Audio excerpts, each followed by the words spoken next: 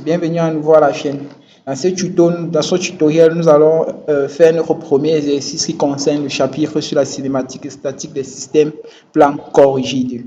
Donc, comme vous pouvez le constater, ici, on a une poutre en L qui est simplement appuyée en B et articulée, qui est simplement appuyée en A et articulée en B, comme indique la figure ci-dessous. Donc, vous pouvez remarquer on choisira comme système de référence ce système de référence centré en haut. Bon, le problème, les questions à savoir, on doit déterminer les degrés de liberté, les contraintes du système et les inconnus cinématiques initiaux. Ensuite, on demande de déterminer les conditions imposées par les équations de contraintes. On déduit alors les équations du problème et les mettre sous la forme matricielle. Donc, on doit déterminer les équations du problème et les mettre sous la forme matricielle. Calculer le déterminant de la matrice des coefficients et en déduire la condition pour laquelle on a une mauvaise disposition, dont on illustrera schématiquement. Donc, on va directement passer à la solution de cet exercice d'application qui sera notre tout premier exercice d'application.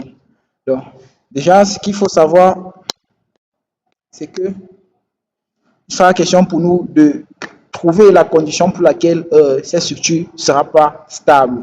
Donc, c'est ça le but principal de cet exercice. Donc, on va directement passer à la solution. La première question, on demande de déterminer, donc nous allons déterminer en 2 points. Nous allons déterminer le degré de liberté. Degré de liberté.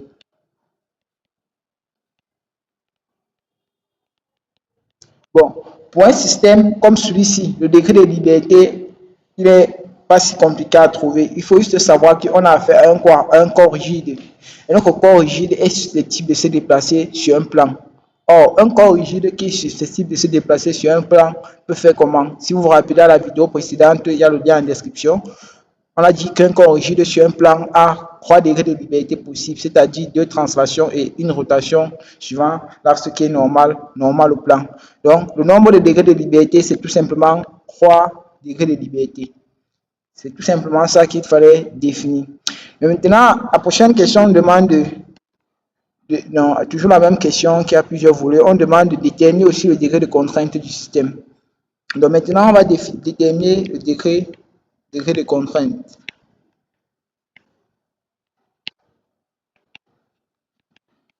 Bon, on peut voir tout simplement le degré de contrainte comme, on peut voir tout simplement le degré de contrainte comme quoi? Comme le nombre de possibilités possibles d'empêcher le déplacement à notre système rigide. Donc, comme vous pouvez remarquer, au point A, on a tout simplement dit qu'on a un appui simple et l'appui simple symbolise qu'on empêche un déplacement suivant une direction précise. Et dans notre cas, c'est suivant la direction verticale. Donc, au point A, notre corps rigide ne pourra pas se déplacer suivant la direction verticale. Donc, ça veut dire qu'on a déjà une contrainte. Donc, maintenant, si on vient encore également au point B, on a une articulation. Ok? Une articulation, ça veut dire quoi? Ça veut dire que notre corps rigide au point B peut juste roter par rapport au point B. Il ne peut pas se déplacer suivant la verticale, ni se déplacer suivant l'horizontale. Or, quand il ne se déplace pas suivant une direction, ça fait 1 degré de contrainte. Suivant l'autre deuxième direction, ça va faire encore 1 degré de contrainte. Donc, au total, on a 3 degrés de contrainte. Donc, comme vous pouvez remarquer, ici, ce qu'il faut d'abord savoir, c'est que à chaque fois que vous allez introduire ce problème, le degré de liberté doit être automatiquement égal au degré de contrainte que vous aventurez. La raison pour laquelle à chaque fois qu'on va vous poser un problème du genre, en première des choses, ce sera d'abord question de répondre à ces deux questions. Donc, donner le degré de liberté, le degré de contrainte. Lorsque les 2 degrés sont égaux, donc lorsque les 2 degrés ici sont égaux, c'est OK. Lorsqu'ils sont égaux, c'est OK. Donc maintenant, par la suite, on a déterminé les inconnus cinématiques initiaux. Ce qu'il faut savoir des inconnus cinématiques initiaux, c'est tout simplement quoi? Pour les inconnus cinématiques initiaux,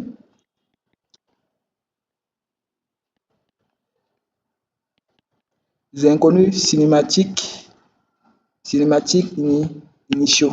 Bon, pour les inconnus cinématiques initiaux, ce qu'il faut savoir, c'est s'ils correspondent tout simplement aux au point pour lequel on a défini notre système de référence. Donc, comme notre système de référence est au point O, ça veut dire que nos inconnus cinématiques initiaux qu'on va prendre, ça serait le nombre de possibilités de déplacement par rapport au point O.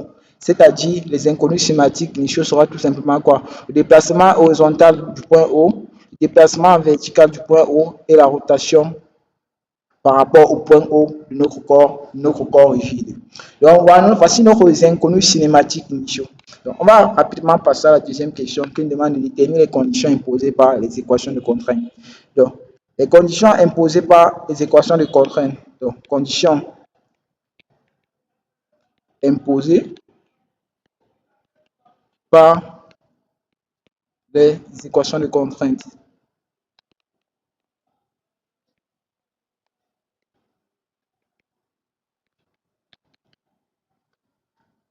Bon, comme condition imposée par les équations de contrainte, c'est tout simplement quoi? Ici, il suffit juste de prendre le point A et le point B et donner les conditions qui sont imposées sur les déplacements à ces points. Au point A, comme on l'a dit précédemment, le déplacement suivant la verticale ne sera pas possible. Donc, on aura déjà le déplacement V du point A est égal à 0. Voici une condition qui est imposée par les équations de contrainte. Donc, également, au point B, on aura tout simplement déplacement suivant l'horizontale du point B égal à 0 et ça c'est en A. En B, maintenant on aura le déplacement horizontal du point B égal à 0, le déplacement vertical du point B égal également à 0. Là, nous avons donné les conditions imposées par les équations de contrainte, aussi simple qu'ils soient. Maintenant, la troisième question, on va déduire les équations du problème et les mettre sous la forme matricielle. Donc, la troisième question, on déduit les équations du problème.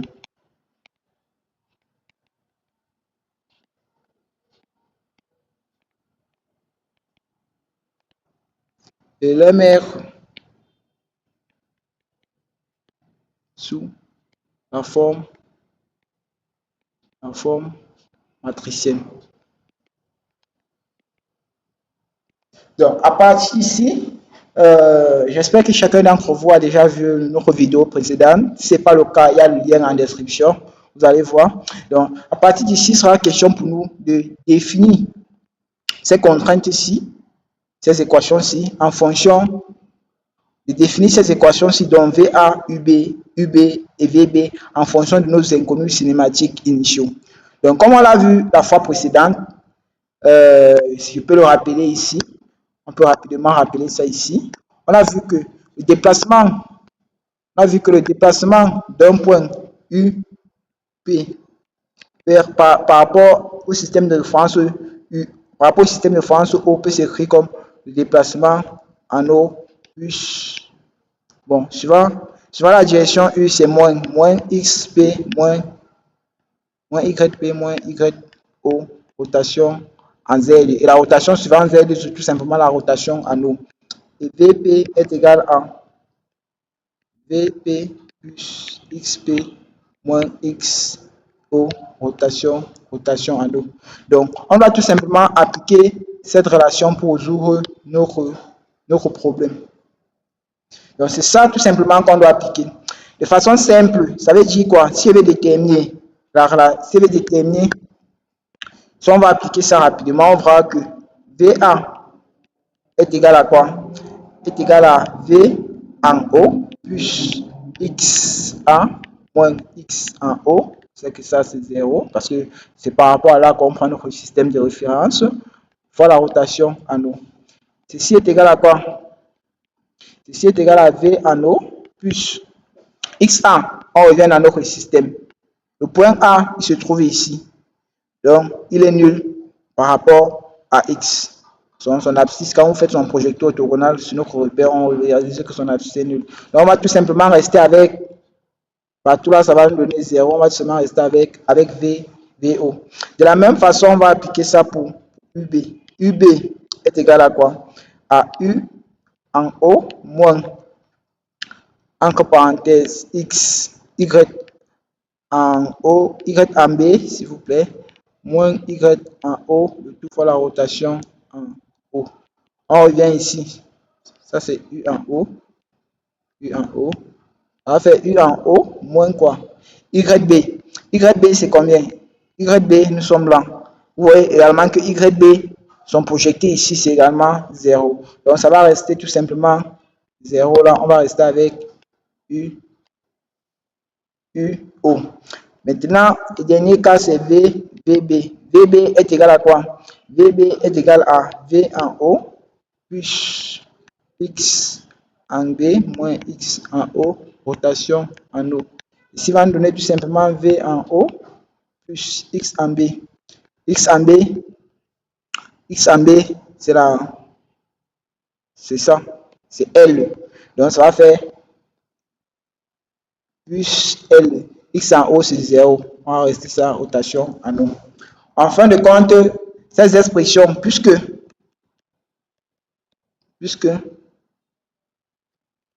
V1 égale à UB, qui est égal à VB, qui est égal à 0, on a 2 points.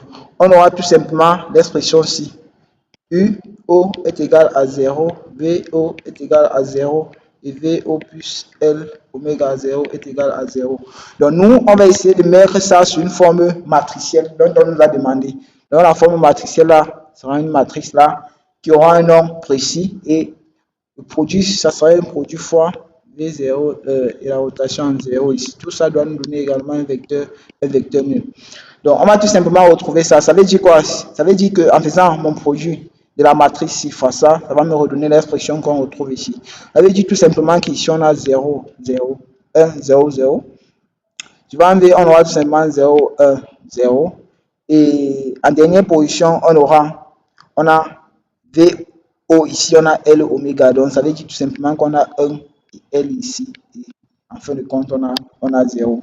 Donc, on a déjà mis notre problème sous la forme matricielle. Donc, voici la forme matricielle de notre problème. Et sur cette forme matricielle, ce qu'il faut savoir, c'est que cette matrice-ci est appelée, matrice cinématique.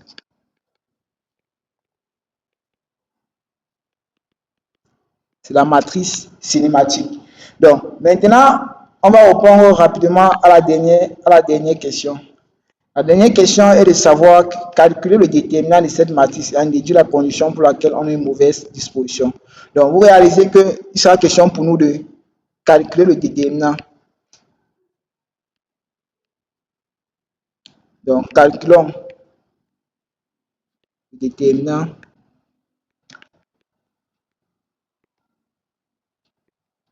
de la matrice cinématique. Calculer le déterminant de la matrice cinématique. La matrice cinématique, c'est celle-là ici. Donc, on va calculer son déterminant. Le déterminant d'une matrice comme ça, on peut appliquer plusieurs méthodes, soit Cramer, soit tout. Bon, bref, on va tout simplement prendre une ligne comme pivot. En prenant la première ligne ici comme pivot, qu'est-ce qu'on aura?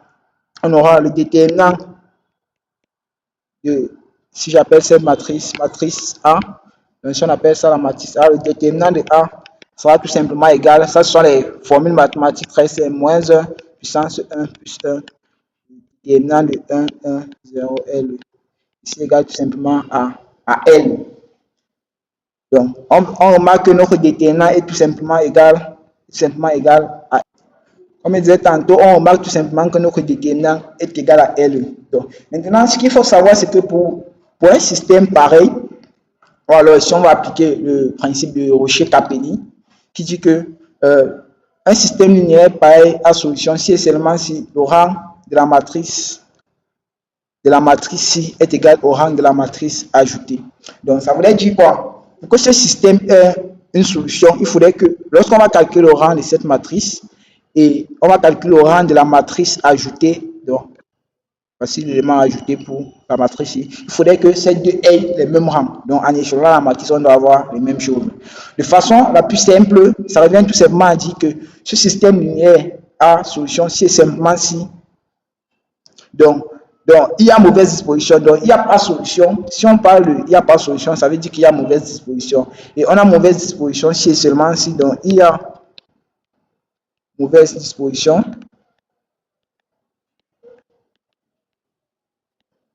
disposition, si et seulement si le déterminant de notre matrice A ici est égal à 0. C'est-à-dire, si et seulement si L égale à 0. Donc maintenant, on va illustrer. On va faire, on va illustrer. Ça veut dire quoi? Illustration.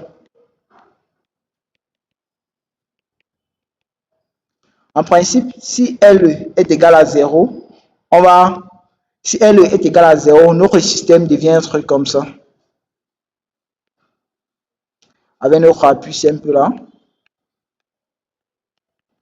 Et ici, on aura notre rotule. Bon, je peux faire un truc comme ça. Donc maintenant, si notre système, c'est un truc comme ça veut dire quoi? Ça veut dire qu'il y a un mécanisme. Donc, il y a possibilité de déplacement suivant, soit la direction suivante, soit la direction de notre système-ci. Donc, on peut avoir un déplacement comme ça. Ça, c'est pour L égale à 0. C'est notre hauteur H. Donc, voici en principe ce qu'il fallait faire pour pouvoir résoudre ce problème. Donc, je vous remercie pour votre aimable attention et si vous avez d'autres préoccupations, vous pouvez faire signe en commentaire. Et à la prochaine pour la prochaine vidéo. Merci.